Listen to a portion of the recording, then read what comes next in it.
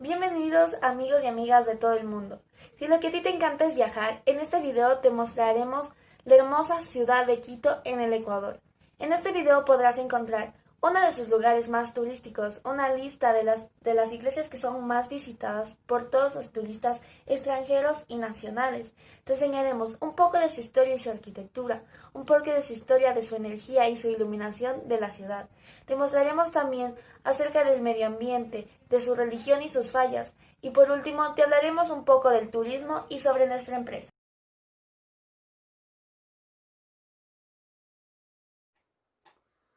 Basílica del Voto Nacional. La Basílica del Voto Nacional es el templo neogótico más grande de América y el templo religioso más alto de toda Hispanoamérica. La Basílica del Voto Nacional surgió de la idea de construir un monumento como perpetuo recuerdo de la consagración de la República del Ecuador al Sagrado Corazón de Jesús. Además, es la obra más importante de la arquitectura neogótica, por estructura y estilo.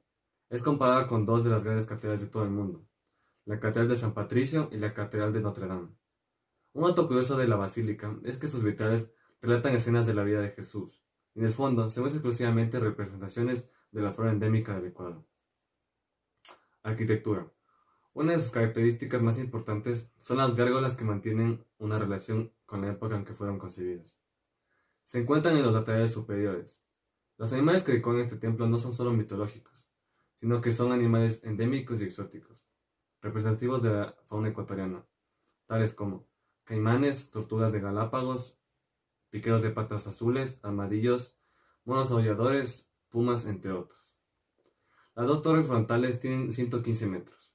La iglesia de la Basílica del Voto Nacional puede ser visitada los días de 9 a 4 y media y sus torres de 8 y media a las 6 de la tarde. Iglesia de San Francisco de Quito. Los actuales terrenos de iglesia y convento de San Francisco fueron ocupados por el Palacio Real del Inca Huayna Cápac.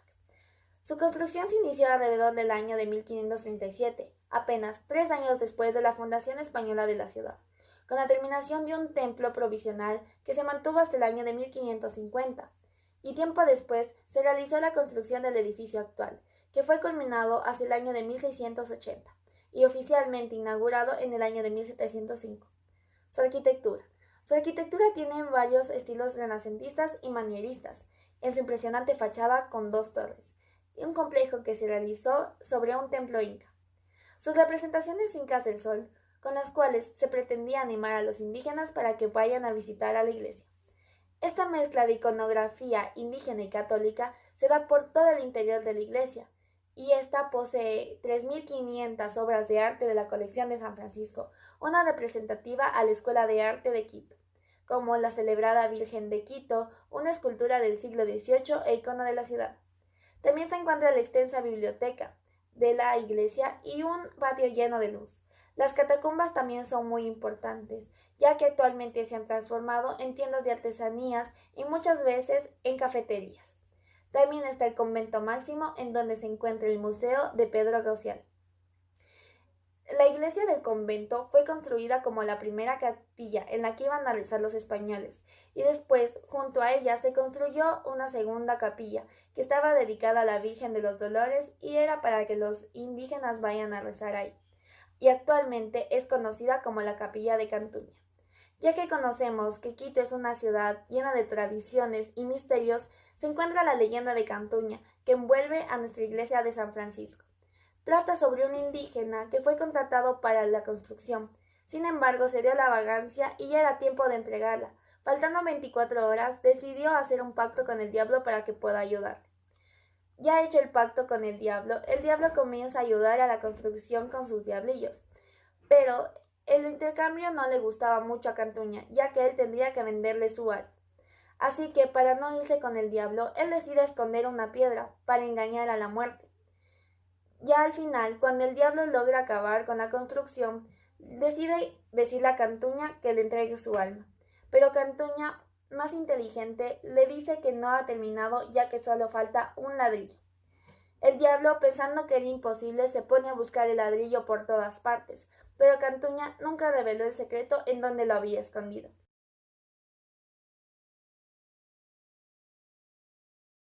Yo les voy a hablar sobre la iglesia de la Compañía. La iglesia de la Compañía es un complejo clerical católico. La construcción de este templo y su convento es uno de los iconos arquitectónicos más importantes del Nuevo Mundo. Se remonta a los primeros años de la colonia y a la llegada de la orden jesuita a las tierras de que ahora conocemos como Quito. La construcción se llevó a cabo entre 1605 y 1614 por el sacerdote italiano Nicolás Durán.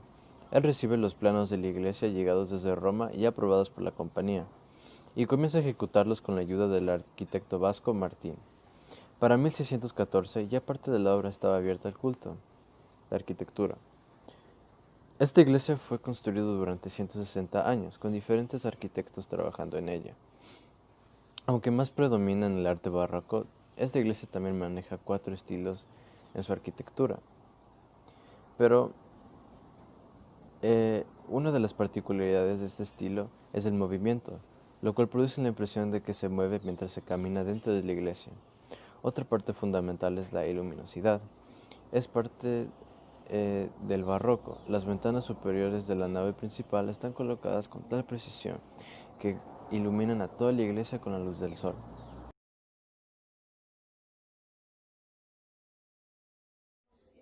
A continuación, la iglesia de la catedral. Yo les voy a contar un poco de su historia. La Catedral Primada de Quito es una de las iglesias más importantes de la ciudad. Se remonta al año 1535, luego de la fundación española de Quito. El 8 de enero de 1545 se crea el obispado en esta ciudad, designando al bachiller Garci Díaz Arias, quien toma posesión del obispado en 1550, logra tan solo hacerla de adobe, con cubierta de madera muy bien labrada. Tras la muerte de don Garci Díaz, asume temporalmente el cargo del arcidiano Pablo Rodríguez de Aguayo y es él quien hizo la iglesia de la catedral, desde los cimientos hasta que se acabó juntamente con la torre. Es el 29 de junio de 1572 cuando se realiza la ceremonia de bendición e inauguración del culto. En el último siglo, la mayor intervención se dio a finales del mismo, ya que el terremoto de 1986 produjo graves daños a la iglesia, hasta octubre de 1995. La iglesia ostentaba el nombre de Catedral Metropolitana, pero el 11 de noviembre del mismo año fue nombrada como Catedral Primada. Ahora un poco de su arquitectura. Esta iglesia ha sido clasificada dentro del estilo neoclásico, aunque en particular la arquitectura de esta iglesia no presenta un estilo artístico definido, sino más bien 4 estilos diferentes tales como el neogótico, el mudéjar, el neoclásico y el barroco. En el caso del atrio de esta catedral es de piedra y posee una balaustrada con decoración delimitada por pirámides de alfarda. Tiene 3 tipos de cúpula, una pequeña que está sobre el altar labrada en figura de un cuadrángulo convexo, la segunda, que es la mayor, en figura de un perfecto óvalo, y la tercera en un círculo. En la capilla podemos encontrar un conjunto escultórico llamado el Calvario, que contiene varias técnicas tradicionales de la escuela quiteña, y además el coro alto. Un dato curioso es que en esta iglesia toma lugar la leyenda del gallo de la catedral. Esta leyenda nos cuenta acerca de don Ramón, un hombre adinerado quien tomaba mucho licor y pasaba siempre desafiando al famoso gallo de esta iglesia. Hasta que, una noche, mientras pasaba ebrio por el sitio, asegura que el gallo de la catedral bajó y le dio una paliza para que así don Ramón deje de beber tanto y aprenda su lección.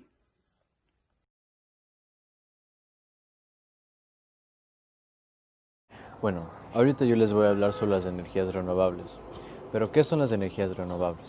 Bueno, las energías renovables son aquellas fuentes de energías basadas en la utilización de recursos naturales, ya sea el sol, el viento, el agua o la biomasa vegetal o animal. Ahorita voy a hablar de la primera energía, que es la energía eólica. La energía eólica es una fuente de energía renovable que se obtiene de la energía cinética del viento, que se mueve las placas de un aerogenerador, el cual a su vez pone en funcionamiento una turbina que le convierte en energía eléctrica. La segunda, energía hidráulica. La energía hidráulica, como el nombre lo indica, es la energía que se obtiene a partir del agua, de los ríos, y es una forma de energía renovable y supone el 100% del consumo mundial de energía primaria. La tercera, energía solar. La energía solar se obtiene de las radiaciones solares que llegan a la Tierra en forma de luz, calor o rayos ultravioletas que se capturan en placas solares. Esta energía es limpia y renovable. Y la última, energía de mar. Este es un tipo de energía más moderna, que aprovecha la fuerza de las mareas o de las olas produciendo energía eléctrica gracias a la fuerza del mar. Energía lumínica, también llamada energía de la luz o luminosa, se refiere a la energía que se transporta a través de las ondas de luz, que son emitidas por objetos calientes como las lámparas o el sol. A su vez, estas ondas están formadas por fotones, que son pequeños paquetes de energía. Energía calórica. La energía calórica es aquella que poseen los cuerpos cada vez que son expuestos al efecto del calor. Esta energía se transmite entre dos cuerpos que están a diferentes temperaturas. ¿Y cómo se relacionan los distintos tipos de energía con la iluminación de las iglesias de Quito en la antigüedad? En la antigüedad, cuando se realizaba la construcción de las iglesias de Quito, en un inicio se utilizaba la energía calórica y lumínica, ya que utilizaban velas para así iluminarse. Así también, después de la llegada del primer foco en 1895 y a continuación con la instalación de la primera planta de energía en Quito, se empezó a utilizar la energía eléctrica como manera de alumbrar en un principio en el sector del centro histórico, y esta fue utilizada para ser llevada a la iglesia de San Francisco por primera vez. Previamente, la luz eléctrica fue llegando a más sectores de la ciudad de Quito, transformándose así en la energía más utilizada.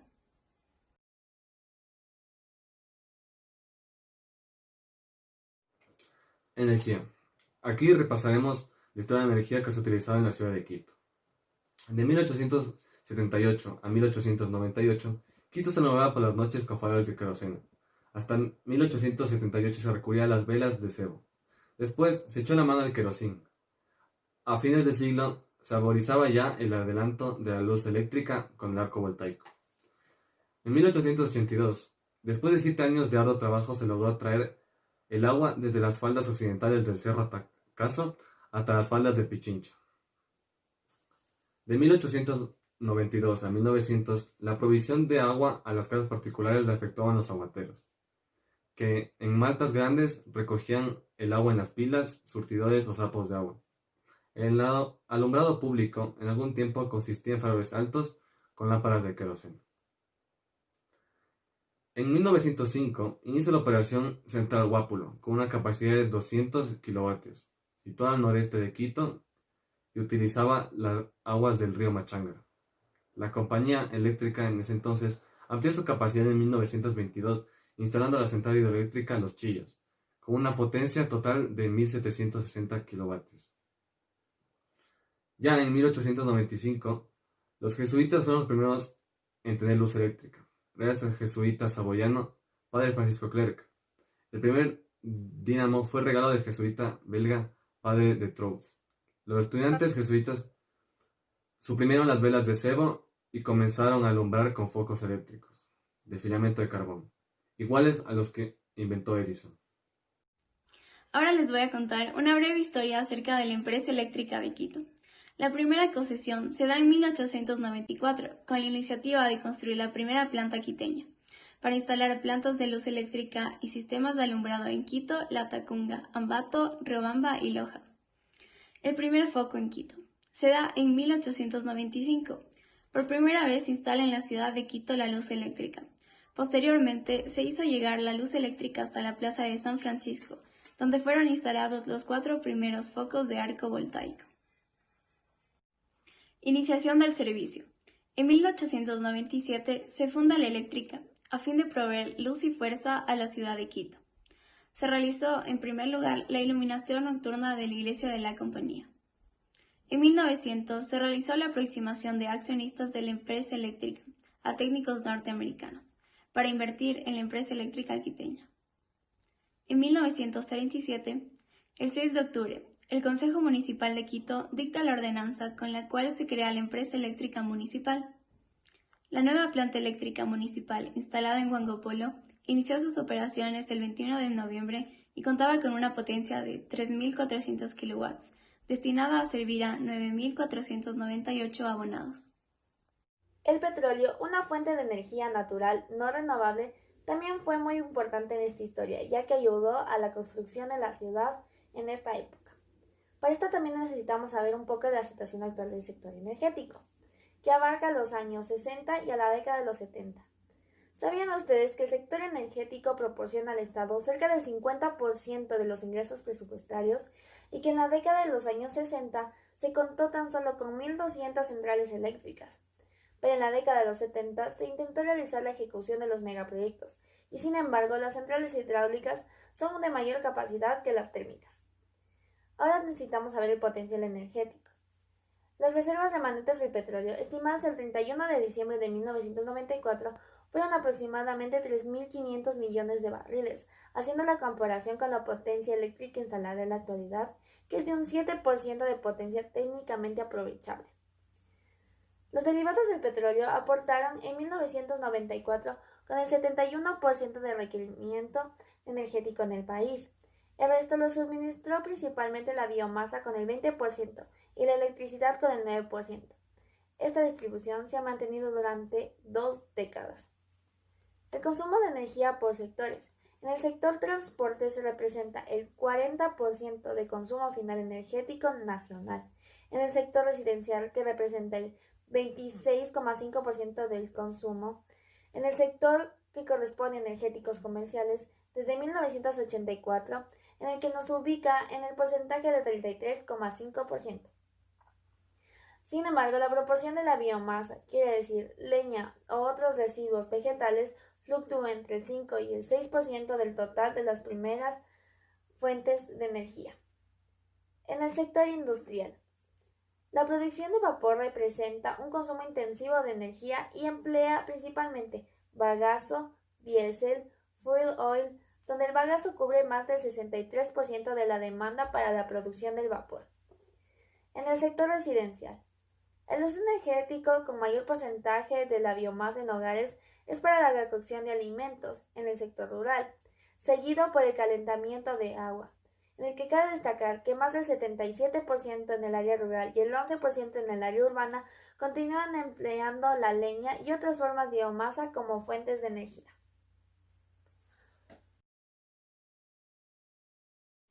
También es importante hablar sobre los bosques naturales y su potencial energético.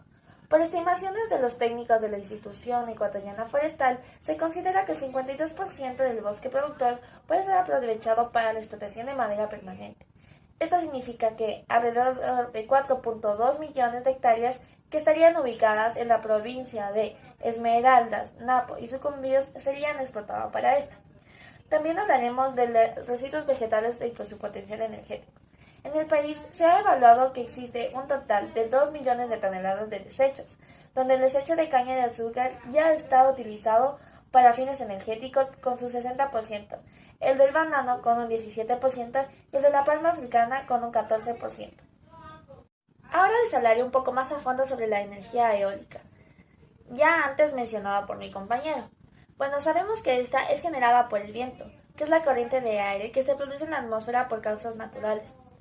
Pero ¿cómo se produce? ¿Cuál es el proceso? El proceso más corriente es convertir la energía inicial en energía mecánica y luego esta en electricidad mediante una máquina llamada generador eléctrico. Los generadores eléctricos convierten la energía mecánica de un eje que gira en energía eléctrica. El voltaje o potencial eléctrico indica un nivel de energía. Los electrones se mueven siempre desde un punto con potencial alto hacia otro punto con potencial bajo. Pero ¿cuál es la energía eólica en el Ecuador? Actualmente se empezó a desarrollar un proyecto llamado el Atlas Eólico del Ecuador, que agrupa varios mapas georreferenciados, los cuales muestran indicadores importantes para la estimación de recursos eólicos, tales como la velocidad, dirección del viento, densidad de potencia, altura, rugosidad y pendiente del terreno, entre otras cosas. En Ecuador, la energía eólica se está aprovechando en la isla de San Cristóbal, en Galápagos, con una capacidad de 2,4, y en la provincia de Loja, en el cerro de Villonaco. Pero ¿cuáles son las ventajas de tener energía eólica? Pues una de las mayores ventajas es que es amigable con el medio ambiente y no contamina, ya que esta fuente es de energía limpia, ya que no lleva ningún proceso de combustión sin producir ningún gas tóxico ni residuos sólidos algunos. También sabemos que es compatible con otras actividades tales como la agrícola y la ganadera, que conviven armoniosamente con la actividad en un parque eólico, y también tiene un muy bajo costo. ¿Pero sabemos lo que contiene el aire que respiramos? Pues no. El aire que respiramos se compone de una mezcla de nitrógeno, oxígeno y algunos gases nobles, como el argón, que son expulsados al respirar o exhalar el aire, como el dióxido de carbono.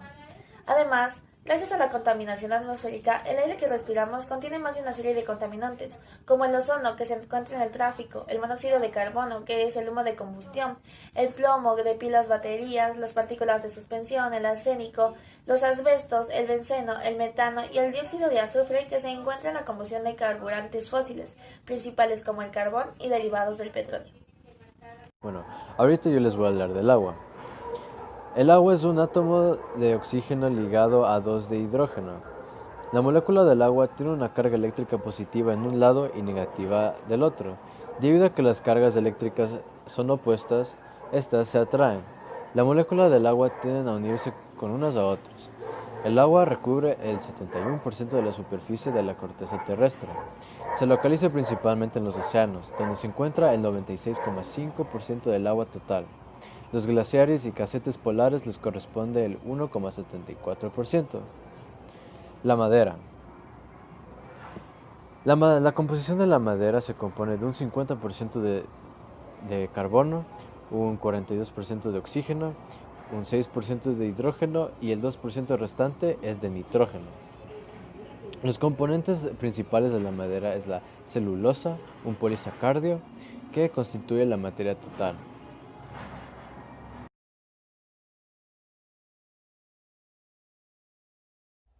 Como sabemos, la comunidad quiteña es muy religiosa, sobre todo con la religión católica.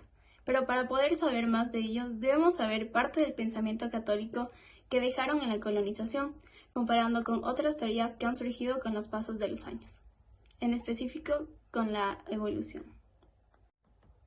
Yo les voy a hablar acerca de la teoría creacionista, que es la que defiende la religión católica. El creacionismo es una corriente de estudios interdisciplinarios que busca explicar el origen de la vida y del universo. Esta nos indica que un ser supremo crea el mundo en 7 días. Las semejanzas con el evolucionismo generalmente se dan en el campo de la diversidad de bajo nivel. Los creacionistas también buscan evidencias de que la naturaleza es un proyecto intencional ejecutado por Dios.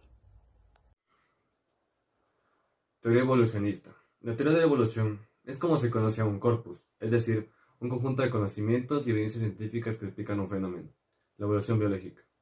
Esta explica que los seres vivos no aparecen de la nada y porque sí, sino que tienen un origen y que van cambiando poco a poco. Estos cambios provocan que de un mismo ser o ancestro surjan otros distintos, 2 especies. Estas 2 especies son lo suficientemente distintas como para poder conocerlas por separado, y sin lugar a dudas. A los cambios paulatinos se les conoce como evolución, pues el ser vivo cambia hacia algo distinto. Aquí podemos ver un cuadro comparativo de las 2 teorías. Sin embargo, la Iglesia también se ha visto involucrada en varios problemas, tales como son los abusos por parte de ella. A continuación, algunos abusos registrados en Quito. Tal es el caso del párroco del sector de Guápulo. El pasado 2 de febrero, Néstor B. fue sentenciado a 9 años y 4 meses de pena privativa de libertad por abusar sexualmente de una niña de 10 años de edad.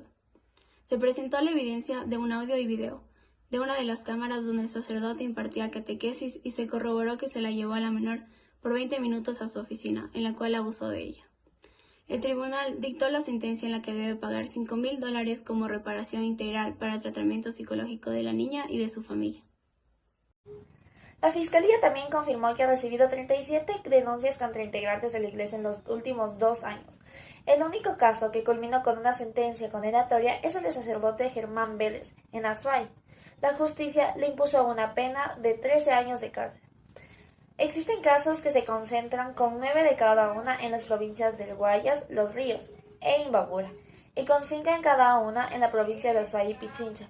11 son los que más han avanzado y 22 casos se encuentran en las primeras investigaciones.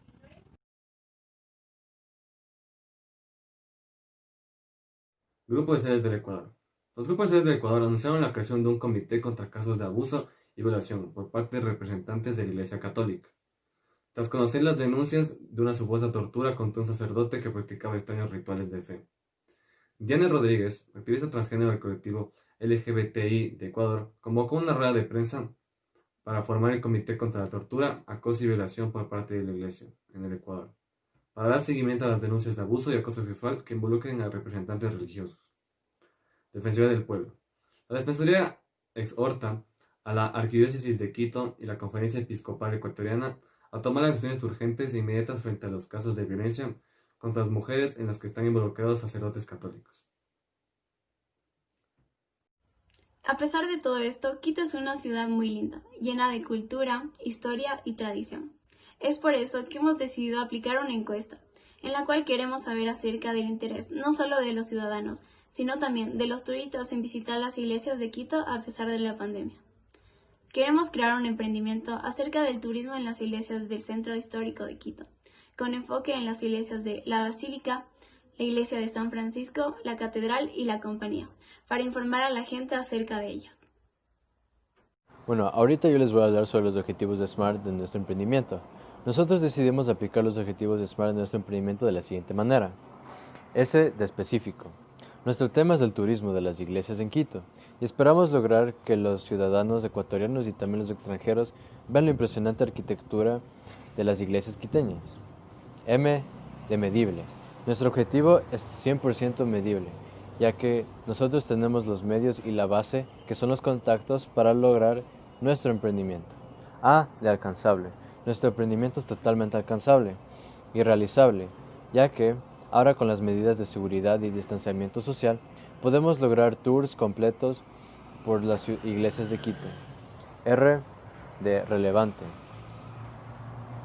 Nuestra meta es relevante y sí cumple con nuestro objetivo del emprendimiento, el cual es dar a conocer las iglesias de Quito. T de tiempo. Con respecto al tiempo que dure nuestro emprendimiento, va a ser temporal, ya que debido a la pandemia, el turismo va a estar lento y no vamos a tener ingresos. Como objetivos específicos de nuestro emprendimiento tenemos informar a la gente sobre los distintos aspectos de las iglesias de Quito y lograr despertar el interés de turistas tanto nacionales como extranjeros de acuerdo a sus preferencias. Después de haber aplicado la encuesta para poder saber la opinión y gustos de nuestros turistas, decidimos realizar un análisis. Como podemos ver, en la primera pregunta los resultados nos demuestran que el 99,1% de los encuestados ha escuchado sobre Quito y sus iglesias, mientras tanto el 0,9% no está seguro de haber escuchado sobre ellas. En la segunda pregunta, el 49,1% más el 0,9% de las personas está interesado en la iglesia de la Basílica, mientras el 21,9% desea saber sobre la iglesia de San Francisco de Quito. El 15,8% le gustaría encontrar información sobre la iglesia de la Compañía y tan solo el 12,3% desearía saber datos sobre la iglesia de la Catedral. Como podemos observar en la tercera pregunta, el gráfico nos muestra que el 52,6% de los encuestados está más o menos interesado en la historia de Quito y sus iglesias, mientras que el 42,1% tiene mucho interés sobre ese tema y tan solo el 5,3% tiene muy poco interés sobre esta. La encuesta nos muestra que el 68,4% de las personas encuestadas está dispuesta a pagar de 15 a 20 dólares por el tour. Un 28,1% está decidido a depositar de 20 a 25 dólares. Y el 3,5% restante desea pagar 25 a 30 dólares para conocer la ciudad. Quinta, los resultados nos enseñan que el 74,6% de la población encuestada coincide en que es mejor obtener un tour presencial. El 16,7% quisiera informarse más por medio de un video turístico e informativo. El 7% consulta información sobre el tema a través de páginas web. Y el 1,8% restante prefiere conocer más de la ciudad a través de un folleto o tríptico. Como conclusión, a esta encuesta nos ha ayudado a conocer más sobre la opinión de las personas acerca del turismo en las iglesias de Quito. Hemos notado que casi el total de las personas ha escuchado hablar de las iglesias mencionadas. Y también podemos evidenciar que la iglesia que más llama la atención es la Basílica y que están interesados en conocer más acerca del tema, resaltando que prefieren hacerlo mediante un tour presencial. Con esta información podremos ayudarte enseñándote lo que quieras, con un paquete más cómodo y mucho más interesante. Así que esperamos y vengas pronto y visites a nuestro emprendimiento.